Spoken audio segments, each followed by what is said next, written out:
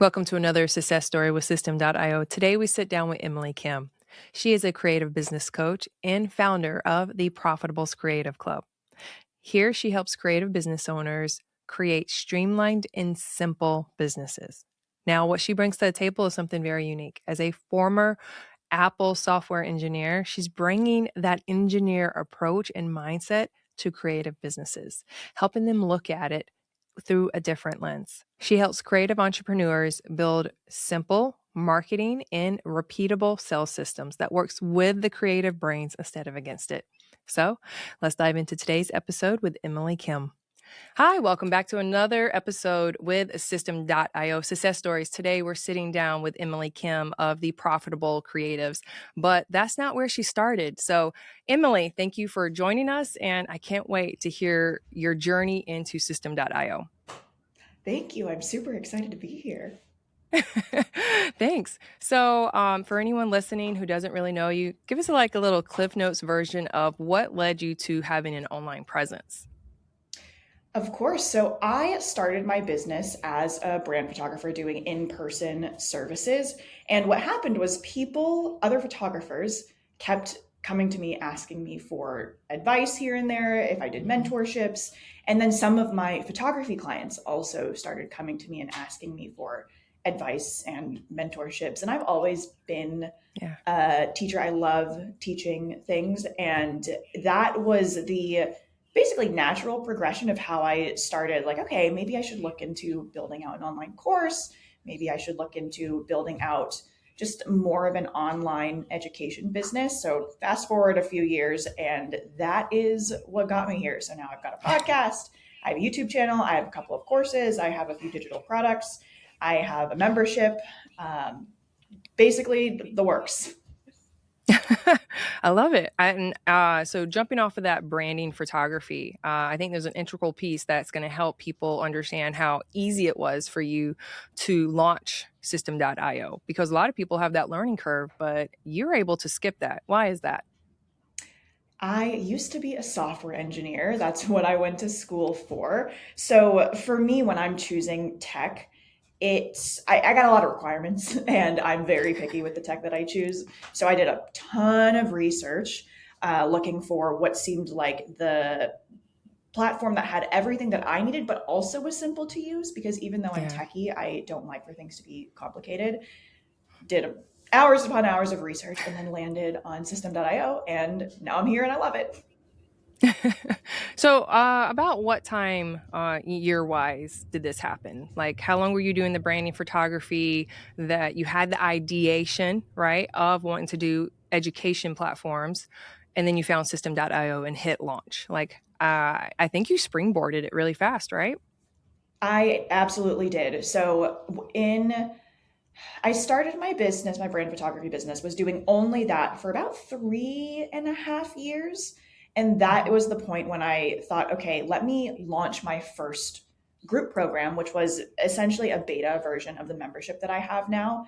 And Mhm. that launch is when I kicked it off with Systeme.io. And to get started on it, I mean, probably only took me a couple weeks to get the sales page up, the email sequences, a couple of like automations and tags here and there. But yeah, it only took me a couple of weeks. And I started out with the free plan just to test it out. And then I was like, oh yeah, this is great.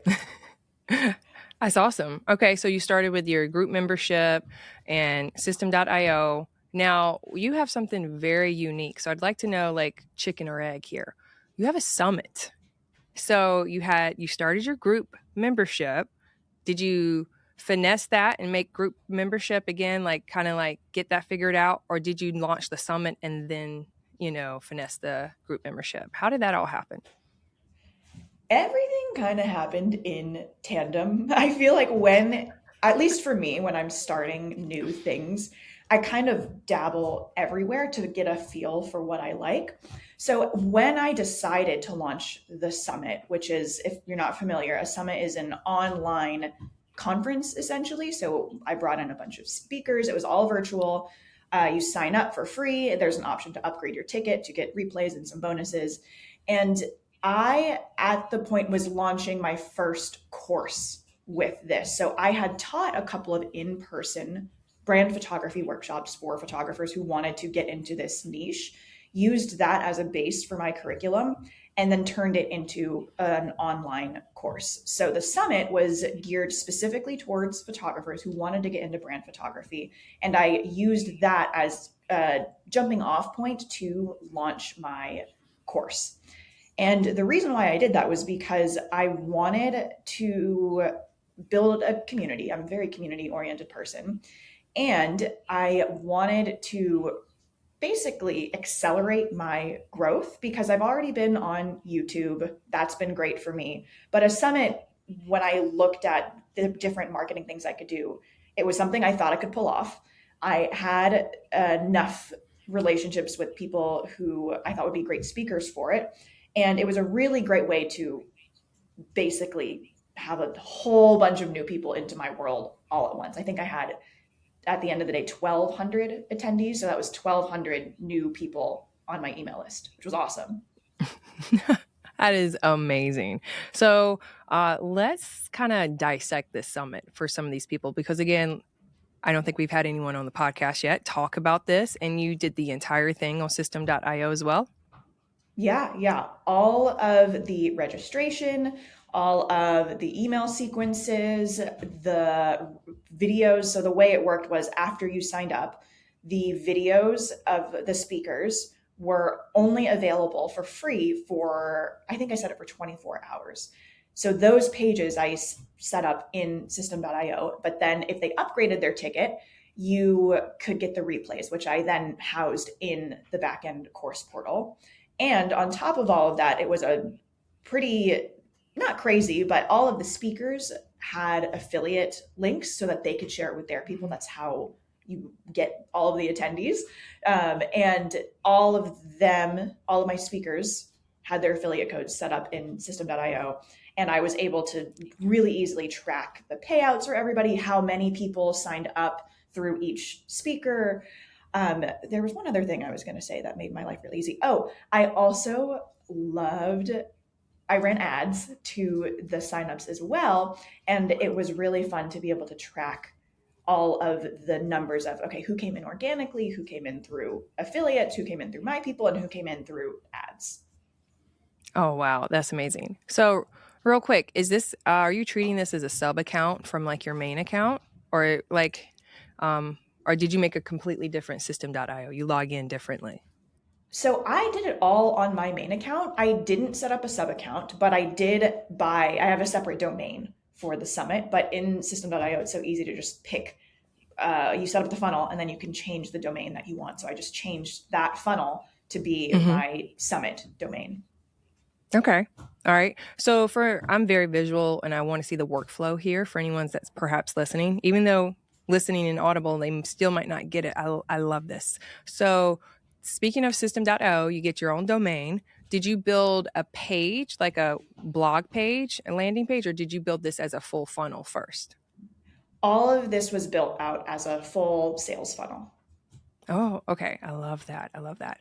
And so sales funnel, connected it with the ads, able to track everything, created affiliate links for the commissions for the people. And how did you have the first few videos for 24 hours? Was there any coding involved so it would like stop at the 24 hours? I just used the timer feature in the sales funnel. So after the timer went up, I had it, displayed at the top with the incentive, like, oh, if you can't watch it or you want the replay, upgrade your ticket to get the replays. And in the sales funnel feature, when the timer expires, you can redirect it to a page. And I just redirected it to my upgrade page so for them to upgrade the ticket. It's so simple. It was so easy. I didn't have to do any coding. That's amazing. But there is, that piece of networking, getting to know people. I think that's huge. Like you said, you are built around community. And so that summit went smashingly well. I saw that it was for March of 2025. Are you still leading people to it? Are you still seeing sales from it, even like post 2025? So I haven't, but that's also on me because I haven't really talked about it in like getting the evergreen ticket, that kind of stuff. I do plan on running it again though, because I've had people ask, they've landed on the page, but they're like, oh, are you going to do this again next year? And I'm definitely going to. I've learned a lot from doing it the first time, and I'm Mhm. excited. It is a lot of planning. So I've been toying around with maybe changing the date, but I'm definitely going to do it again this year. That's amazing. It's amazing. And so, again, techie wise, those were all really pre-recorded, right? Yes. And then you loaded them in. And I saw that there was one that was like you were going to go live at a certain time. Did you go live like in that time frame for people? Yes, I went live a lot in that time frame. So the community aspect I hosted in a Facebook group because I that's what I'm used to. It was really easy for me, and they have that live stream feature to go live in the group. I also opened up a Zoom room, like so people could join the conference room if they wanted to get more of a chat aspect. But I love going live. I feel like it's the best way to build relationships with Mhm. people online. So when I do events like this, always make it a priority to go live as much as makes sense. So I'm not overloading people. Yeah. Oh, yeah. I love it. I love that there is simplicity to the whole thing. There is some pre-planning and tech and a lot of pre-planning, but then in the moment you still stay personable, relatable, and but then when you're done, you do have potentially an evergreen product that you could resell and or push and replicate. Even that could be sold as a whole product. Like this is how you do a summit on Systeme.io, which leads me to your new project with Systeme.io. So how has that inspired you, with the course, the summit, to what you're building now? So now I have a membership, which I was already running it with the summit, but I've decided that that's the big direction that I want to go in. It's called the Profitable Creatives Club. All of that is hosted on Systeme.io. So right now I mostly operate as a personal brand. People know me, people know my name, but long term, I definitely see myself separating that a little bit and housing all of my education under the Profitable Creatives brand. So that's Mhm. kind of a new territory that I'm navigating because I'm so used to being a personal brand. But I, again, love being able to have everything in one place. If I have one funnel under my main domain, my personal brand domain right now, if I want to switch it, it's just like a drop down that I switch Mhm. over whenever. It's so easy.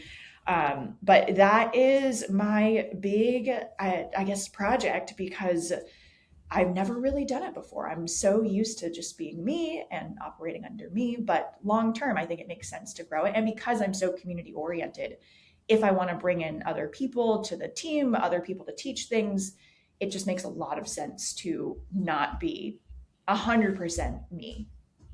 Emily, I really like that. And you're touching on something that we have heard in the Facebook group, and I've also talked to different people online.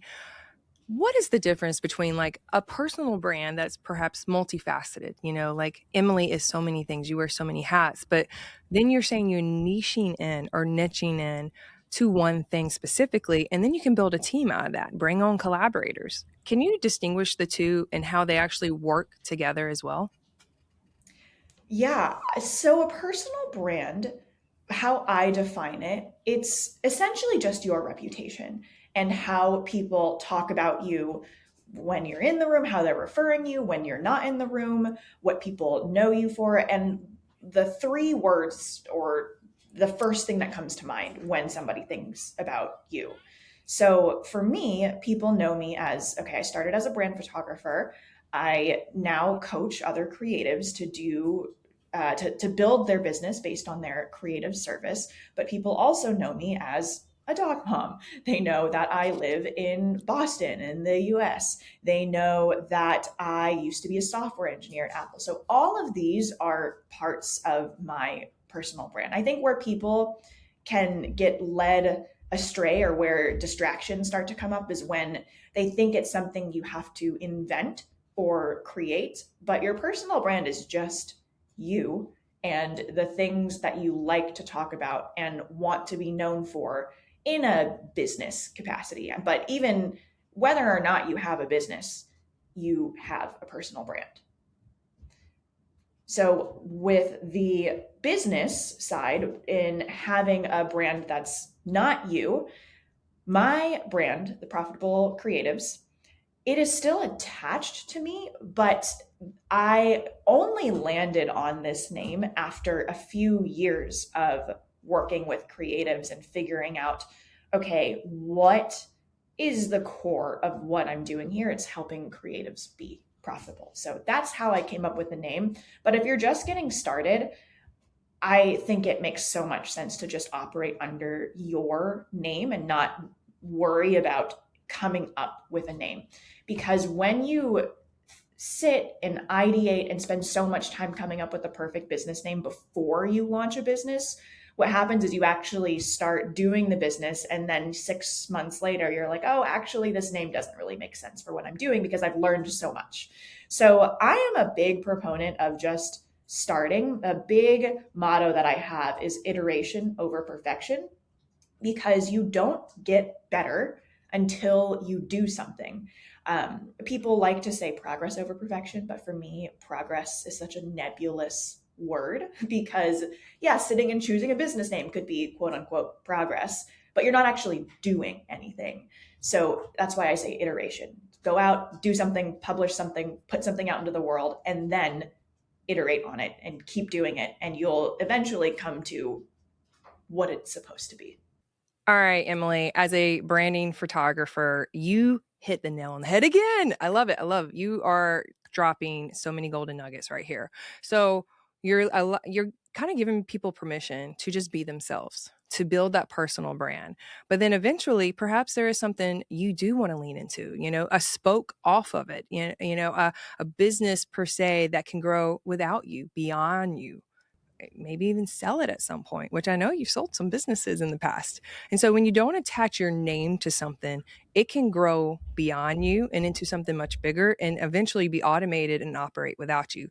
Talk to us about that. Talk to us about the name of your podcast, the name of this new brand off from you, and what you're building, and then letting people know what you're still doing on the side still as a personal brand. So the Profitable Creatives brand, that's what I see long term being the thing, if you will. And under the Profitable Creatives brand, now I have the Profitable Creatives podcast. I have my membership, which is called the Profitable Creatives Club. And something I also want to start doing is live events in person. So I'm kind of dabbling with the names, but if I wanted to host a conference one day or a larger in person event, I could call it something like Profitable Creatives Live. And calling it Profitable Creatives really gives me the flexibility so that if I'm not able to make it one day, if I am sick, or if I want to bring in other people, so it's not just like me, I can bring people in and it doesn't feel weird because it's a separate entity from me. Something that I have observed in my industry, in the photography industry, is most people do get started with their names, but then when they follow a similar path to me, they go into education, they stick with their name. And I have heard on some of their podcasts, like, oh, I really wish I split this into a different brand, because when the brand is me, I'm the one doing all the education. Well, I can't just bring in somebody else to take over. Like I have to be on all of the videos, on all of the podcasts, on all of the content. But if I had chosen a different name, I would maybe have more flexibility with that. So it doesn't just feel like me. And yeah, it does make it easier to sell one day if I want to, which is something that I did with a past business that I had. I already had this foresight of, okay, I can't attach this to me because I know I'm going to want to sell this at some point. And I just feel like it opens the door a little bit for me while still allowing me to grow my personal brand, aka my reputation. People still know me, but now it's Emily, founders of Profitable Creatives, and it's associated with me, but it's its own thing. Does that make sense?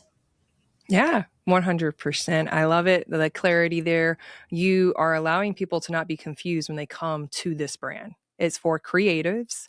who want to be profitable. It solves a solution. I mean, solves a problem with a solution right off the bat, because a lot of creatives feel like they can't make money off of their creativity. And you didn't niche it to just photographers. You know, these are web designers, these are artists. I guess creative can keep on going, you know, from content creators, videographers, but there is a lot of curriculum that you can do. But then you can't be everything. You know, are you a bookkeeper or a CPA, a lawyer? You know, those are, you know, gaps within that you could also be able to bring people in on your podcast, you know, create more of the summit type of environment to teach people, or a live conference. I love that. I love that. So let's lean into how you're building this out on Systeme.io. So you have your Emily Kim brand, but now you have a landing page for your membership, your podcast, and now this. Can you talk to us about how you're doing that behind the scenes for people who are in that operations mindset? So I started building out all of my funnels on my personal brand because, like I said earlier, iteration over perfection. That's what I had. That's the domain that I had. I hadn't really fully formed the idea of profitable creatives yet. So I just went full steam ahead, built all of my funnels, my opt-in pages on that domain. So all of the basics are there. I have all of the bare bones set up. Now, with this shift into my new brand, Profitable Creatives, I have the domain. And now, once I decided that was where I wanted to go, every page now moving forward is going to be under profitablecreatives.com, slash whatever. So there is like a little bit of transition time. And I think this is where the people that I work with tend to get overwhelmed, is it feels like a big project to change over all of my URLs. I got to change over all of the branding, all of whatever. But nothing necessarily has to change right away. Like I made this decision, okay, I'm going to set up this domain. Let me just start with everything new that I make moving forward is going to be on this domain. And everything else is already set up. I don't have to change it right away. I can slowly move it over time. And like I mentioned earlier, it is just so easy to do in Systeme. It's just a drop down, just boop, change the domain, and you're all set. And of course, some of my branding colors are different, my fonts are different. So to make everything visually cohesive, I will need to go back in and change the fonts, and I'll need to do, the colors and stuff like that. Again, it's all already loaded in my account, so not a huge lift, but I don't like to think of it as like this giant rebrand project. I got to change over everything all at once and it has to be this big huge launch.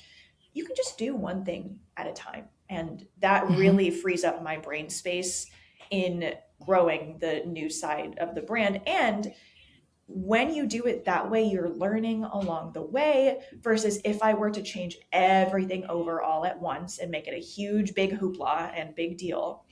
6 months from now, I'm probably going to learn, oh, I actually don't need half the things that I brought over, right? Because in this brand, I'm also getting a lot clearer on what I want to have. Some of my lead magnets probably don't make sense anymore.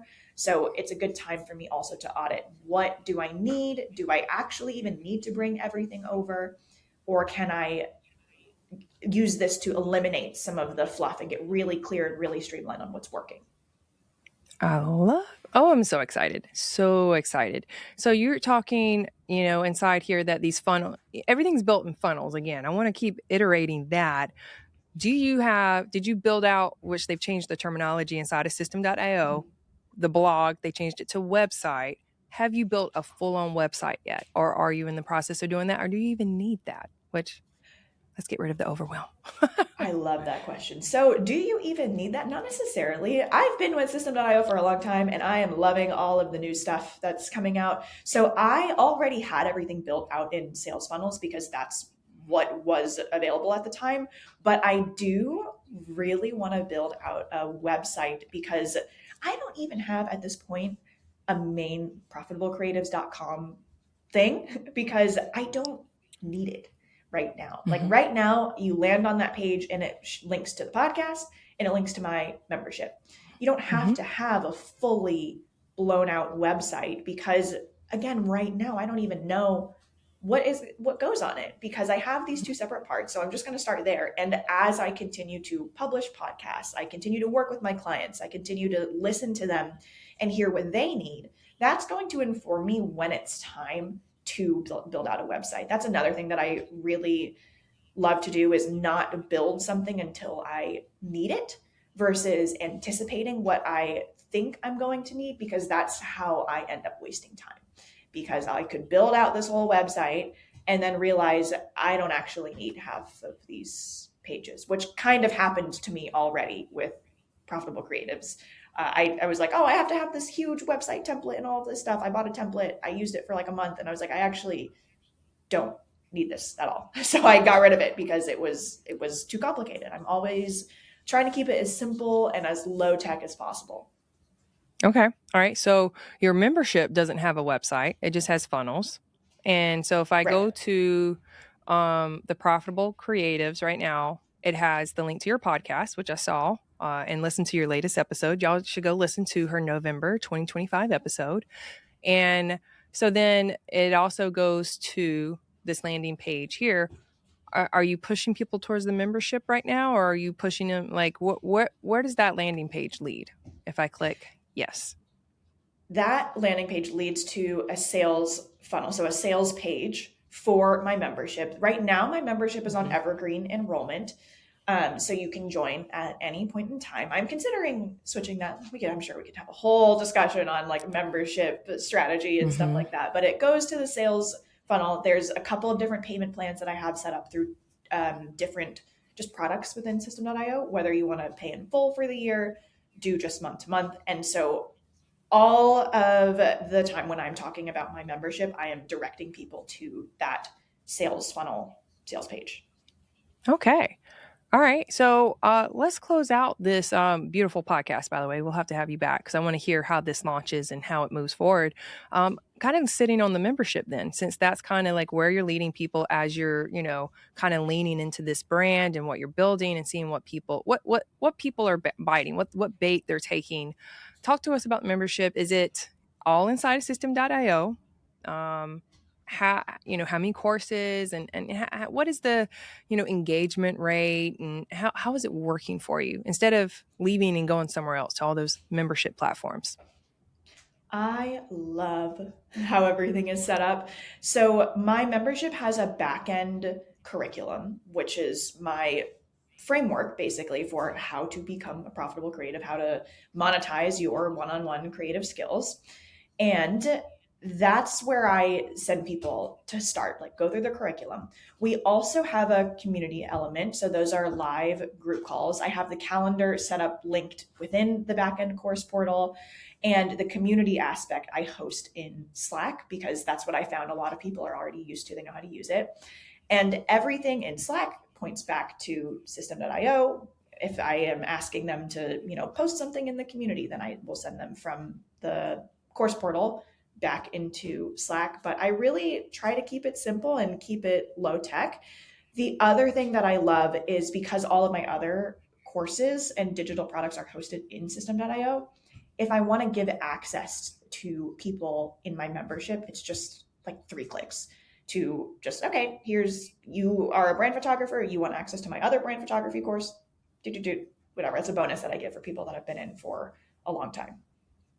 Oh, that's wonderful. So you do have some one-off courses on the side outside of the membership as well. that's Yes, that's awesome. yes. Right. Okay. And Wow. you asked me about retention too. It's great. On average, it just keeps going up. My members are in for 14 months, and I Mhm. presume next month it might go up to 15, which I'm really proud of. That is awesome that you have just a great turnover rate of people staying, because are you putting in new content on a monthly basis, a quarterly basis? New content is on a monthly ish basis. So I try to either do a training that I will teach or bring in a guest expert. And then I house the replays inside of Systeme.io in the course portal. They can look for the month. It's titled, it's super easy to find. And then I also do what I call implementation challenges. So, whatever I'm seeing the needs are based on our group coaching calls, I will design a challenge basically for us to implement. So, I've done a social media glow up challenge. I have done an email list glow up challenge for them to implement an email list, for them to show up consistently on social media. So, I'm still cooking up the next one, but that is how I have maintained engagement and built my community. That's a beautiful missing piece that I think a lot of people are looking for right there. That's that iteration, reps over perfection, over analysis paralysis. I am so glad you shared that. For anyone who's sitting on the edge of like, I want to do it, but like, is it just going to be another course with a lot of information and then it's up to me to implement? And you're like, nope, I'm going to challenge you. Homework time. Show me the receipts of you doing the work. I love that element. That is excellent. And you said you're already bringing in like some experts on different ways. So you're already doing that piece of pulling people in. Mm-hmm. Yeah, yeah, I love it. It's fun. I'm building the plane as we're taking off. That is excellent. That's excellent. So as we land the plane, I love that you use that. As we land the plane here, I always try to ask everyone a few questions near the end. So, what is the gift that entrepreneurship has given you? So much. What has it not given me? Oh my goodness. I made a video recently joking that entrepreneurship is like a fast track to self development. The person that I am today, having been working for myself for almost 5 years at this point, I'm so different than the person that I was working in a corporate job. And I think I could have had a similar self development path, but I think it would have taken me a lot longer to realize my flaws, basically, and all of the areas that I really needed to grow personally. When you're in entrepreneurship, it just shines a light at all of those things. I love that. I absolutely love that analysis there that you're able to do through entrepreneurship. Now, with Systeme.io, if you could use one word or one sentence, how would you describe it? Easy. It's so easy to use. Everything is in one place. Everything is connected. I love being able to see. My favorite thing to do is to go look at my members and see, well, where did they first hear about me? I can see where they signed up from and reverse engineer. Okay, well, they came to me through YouTube. Most of my people came to me through like this other thing. It helps me inform what I do. So it's easy to find this information. It's simple to keep everything connected. I think I said easy or simple. Both. I don't remember. Perfect. It does everything you need at the touch of a button. So, and I'm sure you probably answer this question on a regular basis, considering you sit with lots of creatives. If someone is sitting on the edge of their seat, ready to go all in with their content creator business and, bring that, whatever it is, into iteration, what would you say to them to push the button, to go all in? You only have to take the first step. All you have to do, if you are a photographer who wants photography clients, you're a designer who wants design clients, all you have to do is have one person say yes, and then surprise, you have business. Someone's paid you to do photos, somebody's paid you to do design, or whatever it is. You've done it. Now do it again. That's it. Just say yes and keep going. Oh, I love it, love it, love it, love it. Well, Emily, thank you so much for joining us today. If anyone wants to connect with you after this podcast, how should they find you, or, where should they go? I hang out on Instagram a lot. You can find me at emilykim.co. That's probably the best place. And in Facebook, I do have a Facebook group, a free Facebook group called the Profitable Creatives. I think that's literally what it's called. Profitable Creatives Community. If you search it, it'll come up. All right. And if they're interested in your membership, what URL should they go to today? Yes, profitablecreatives.com/club. Ooh. All right. If y'all want to join the club, you've got the URL. Thanks for joining us today, Emily. Thank you for having me. I loved it. All right. Thanks for listening to another episode of Systeme.io Success Stories. And as always, keep creating.